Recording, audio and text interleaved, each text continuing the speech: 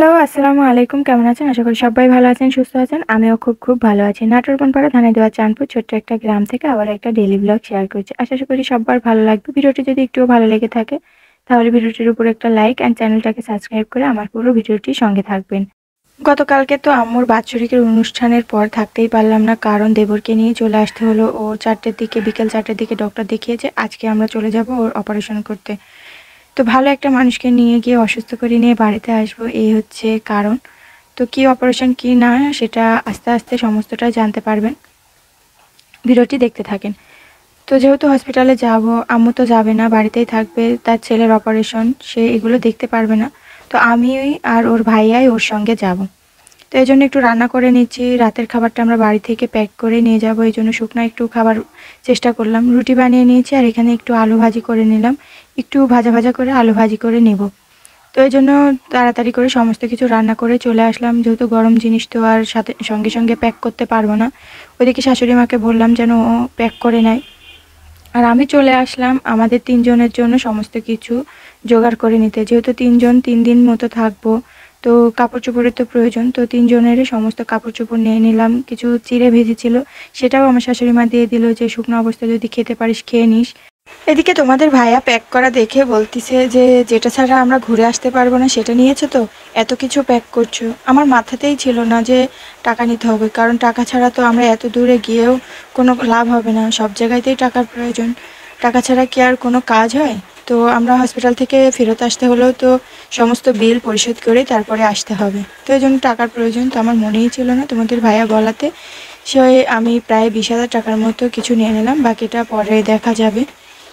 তো এই জন্য কিছু টাকাও নিয়ে এদিকে আম্মু নিয়ে আসলো রুটি, আলু ভাজি সমস্ত কিছু প্যাক করে, সেটাও নিয়ে নিলাম।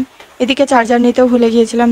আমাদের কাছে প্রায় 3টা মতো ফোন, তো 3টা ফোনের তো একটা না একটা তো চার্জার প্রয়োজন। তো একটা চার্জারও নিয়ে নিলাম, কারণ 3টা ফোনের একটাই চার্জার, তো একটা দিয়েই হয়ে যাবে, এই জন্য একটা নিয়ে নিলাম। এদিকে বাইরে এসে ভ্যানের জন্য ওয়েট করছিলাম, বাহিরে গাড়ির জন্য অনেকক্ষণ ওয়েট করছিলাম, কোনো গাড়িই পাচ্ছিলাম না। এদিকে ওর রিপোর্টের কাগজগুলো হাতে করে নিয়ে বসেছিলাম। তো বলল যে ভাবি হাতে নিয়ে রাখার দরকার নেই, ব্যাগেই এঁটে যাবে, তো ব্যাগেই ভালোভাবে ঢুকিয়ে দিই, যাতে হাতে করে না নিয়ে ঘুরতে হয়। তো অনেকটা দূর, তো হাতে করে রাখাও সবসময় পসিবল হয়ে ওঠে না, এমনও সিচুয়েশন হয়। তো দুই ভাইকে বাড়ির মধ্যে আম্মু ডেকেছে, তো কি কারণে জানি না চলে গিয়েছে। এরপর আবার এসে ব্যাগটা সুন্দর করে গুছিয়ে নিল দুই ভাই, আর আমি বাইরে দাঁড়িয়ে দাঁড়িয়ে ওদেরকে দেখছিলাম। তো বাইরে আবারও রাস্তার এখানে এসে অনেকক্ষণ দাঁড়িয়েছিলাম, কোনো গাড়িই পাচ্ছিলাম না। আম্মু আবার অনেকক্ষণ ওয়েট করছিল আমাদের সঙ্গে, যেহেতু তার ছেলে যাচ্ছে, তার মধ্যে একটা নার্ভাস ফিল কাজ করছে। তো আম্মু এগুলো দেখতে পারে না, আর তার ছোট ছেলে তো একটু বেশি অস্থির হয়ে পড়ে, তো ওই জন্য আর আম্মুকে নিচ্ছি না। নইলে আম্মুকেই পাঠিয়ে দিতাম, আমি বাড়িতে থেকে যেতাম। আর বাড়িতেও তো একজন পার্সন থাকতে হবে, কারণ আমাদের বাড়িতে প্রচুর গরু, ছাগল, হাঁস, মুরগি অনেক কিছু আছে, তাদেরও টেক কেয়ার করতে হবে। 3 দিন মতো আমরা ওদিকে থাকবো। এদিকে আম্মুকে বাই বাই দিয়ে রওনা দিয়ে দিলাম গাড়িতে। তো এই তো একটা অটো নিয়ে নিয়েছি। তো এখান থেকে যাব হচ্ছে কয়েন বাজার, দেন তারপর ওখান থেকে কয়েন বাজার থেকে আমরা নাটোরের একটা বাস ধরে নাটোরে চলে যাব। এই তো চলে আসলাম কয়েন বাজার, আমাদের বাড়ি থেকে জাস্ট কয়েক মিনিটের দূরত্ব, 10 টাকা করে ভাড়া। তো কয়েন বাজার এখানে এসে নেমে পড়লাম। এখান থেকে আবার যাব আমরা নাটোরের বাস ধরে নাটোর। তো আমরা যেহেতু এখান থেকে নাটোরে গিয়ে অপারেশনটা করাচ্ছি, বনপাড়াতে করাচ্ছি না।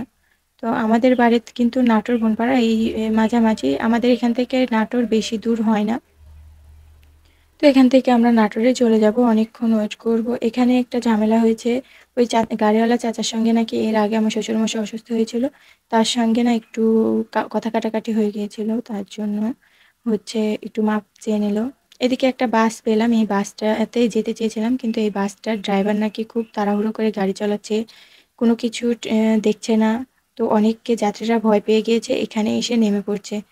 তো ভাবলাম আমরা আর কেন যাব এখানে, খুব আমরাও ভয় পেয়ে গিয়েছিলাম এদের আতঙ্ক দেখে।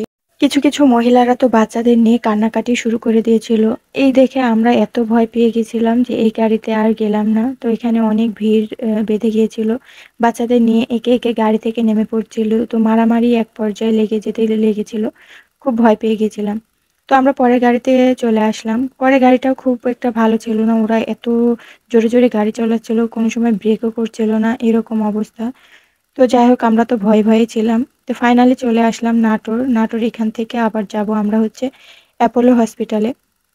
এদিকে আমরা নাটোরে তেমন কিছু চিনি না, তো কোন দিকে কি রাস্তা, হসপিটালটা কোন দিকে তেমন বুঝতেই পারছিলাম না। তো এখানে বাস থেকে নেমে এক অটোওয়ালা চাচাকে বললাম যে অ্যাপোলো হসপিটাল কোথায়? তো ইনি বললেন যে এই তো কাছেই, তো বেশি দূরে না। তো বললাম যে তাহলে আপনি নিয়ে যান। তো বলল যে এখান থেকে মাত্র ১০ টাকা ভাড়া। তো বললাম যে ঠিক আছে, আমাদের নিয়ে যান। তো এই যে বাস স্ট্যান্ড থেকে বেশি দূরে না, কাছেই বলল। তো আমরা রওনা দিয়ে দিয়েছি। আসতে, আসতে অনেক ভয় লাগছিল, নার্ভাস ফিল করছিলাম। যেহেতু চলে আসছি, আমি কখনো হসপিটালে কাউকে নিয়ে যাইনি। কেমন হবে, কি পারবো, কি পারবো না, টেক কেয়ার করতে পারবো, এই নিয়ে একটু নার্ভাস হচ্ছিলাম। তো এই তো ফাইনালি চলে আসলাম হসপিটালের নিচে, দেখছি একটা শোরুমও আছে। তো উপরে হয়তোবা হচ্ছে হসপিটালটা। তো ভিতরে ঢুকতেই দুপাশে যেহেতু হুন্ডা ছিল, তো অনেকটা কষ্ট হচ্ছিল যেতে। তো দেবর শার্টের সঙ্গে বেঁধেই গিয়েছিল, ও পড়ে যাচ্ছিল প্রায়। তো এই তো এই যে Apollo clinic and diagnostic centre. তো নাটোরের কেউ এটা চিনলে অবশ্যই কমেন্ট বক্সে জানিয়ে দিতে পারো। তো এই তো চলে আসলাম হসপিটালে। তো হসপিটালের নেক্সট ভিডিওটা আসছে, কি অপারেশন করছি না করছি সেই নিয়ে থাকবে নেক্সট পার্ট। তো ততক্ষণ আমার সঙ্গে থাকবেন। খোদা হাফেজ।